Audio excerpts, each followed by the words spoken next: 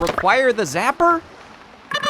Well, at least we have Robin Clue. God damn it. Shortly into the NES's life, Nintendo introduced the new standard pack-in title, Super Mario Bros., while also keeping Duck Hunt in some bundles, with the combo cartridge being the one everybody had. This was the pack-in during the most popular era of the console. Considering how Super Mario Bros. Changed the video game industry and is still played endlessly to this day, shows how this was the pack-in. I'm not sure if anything will ever top it. Not only did it revolutionize gaming, it was the perfect teaching tool for customers to learn this system. What do these buttons do? How do most games work? What you can expect from this console. And if you were lucky, you got Duck Hunt too, and thank God, because I needed a healthier coping mechanism. I think Duck Hunt was a great inclusion because it's something anybody can understand, and it demos great. Look, I'm shooting the ducks! However, it's a very short and simple experience, whereas Super Mario Bros. Has secrets, power-ups, 32 levels. It was an unbelievably deep game for 1985, and paired excellently with the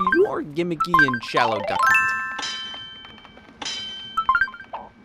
The Nintendo 3DS had no pack-in games, says the Outcast. The 3DS may not have had a traditional game that came in box with the handheld, but that didn't mean it didn't come with something. The pre-installed software on the device. Yeah, the 3DS basically came with 3 games. More if you want to count activity logs. How do I win? First up is Face Raiders.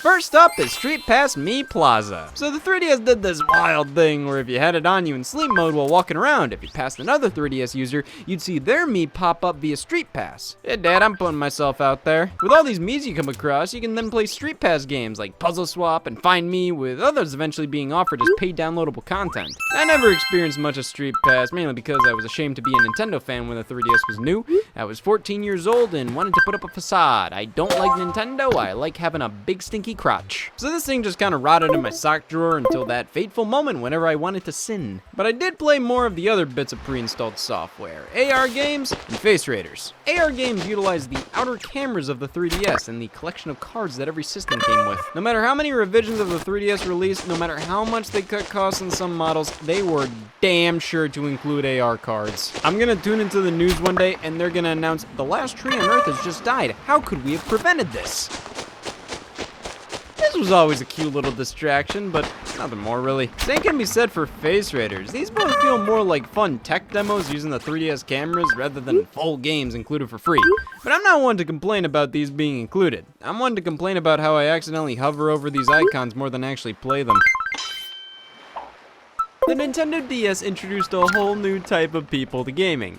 People. Those who never picked up a controller before were suddenly using the DS every day, playing games like Brain Age, Nintendogs, Art Academy, and even dipping their toes into more core titles like New Super Mario Bros. With that in mind, what was the Nintendo DS pack-in title at launch? Not even the full game. Metroid Prime Hunters First Hunt, a demo cartridge for the upcoming Metroid Prime Hunters, which launched 2 years after the DS released. My God! I mean, thanks for the demo, but by the time the game came out, I already forgot this came with the system. Bundling a demo for Prime Hunters shows how the DS wasn't always meant to be a casual gaming device for everybody. In those early years, it's pretty apparent Nintendo wanted to push the DS as a bit of a powerhouse, and this game helped showcase that. Plus, there's enough to do. There's a really basic multiplayer mode, 3 single-player missions, and a trailer to watch. You know, if I bought a DS at launch, I think this was a pretty cool bonus. I'd also have been 7.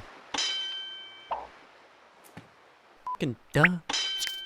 Let's be fair, looking at it critically as a game, Wii Sports is nothing more than a tech demo with some garnish. There's not a ton here, but what is here couldn't be utilized any smarter. You got 5 sports included, and the ones they picked were ingenious. They're all sports we know. Who needs a refresher on the rules? Baseball, tennis, bowling, golf, and boxing were the ideal choices, as everybody knows them and knows how to mimic them. That's key here, as the Wii was all about the motion controls of the Wii remote. How do you showcase the possibilities? Create a collection of 5 sports everybody knows and control them by lying to yourself. Oh yeah, I'm playing baseball. Wii Sports was very simple. No single player, online multiplayer, or leaderboards. It has painfully basic graphics, but all of these things that seem to be negatives helped it succeed at the end of the day. These sports are timeless in real life, and they're so well executed in this game. No tutorial necessary, you just hop right in and play, which means adding countless other things around them would just complicate the experience.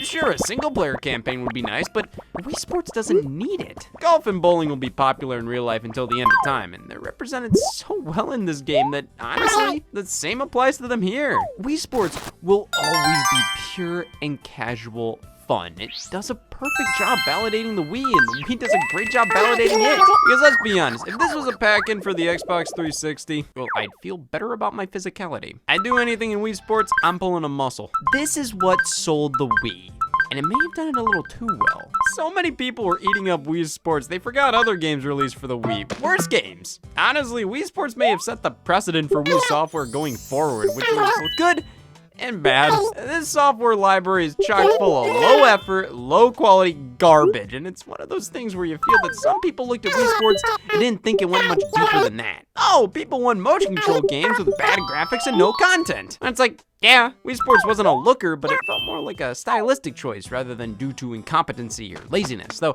that's easier to say now compared to in 2006 when this launched. And it was light on content because it had a damn reason to be. It was bundled in with the system. If it wasn't, then I'd have something to say. F this game.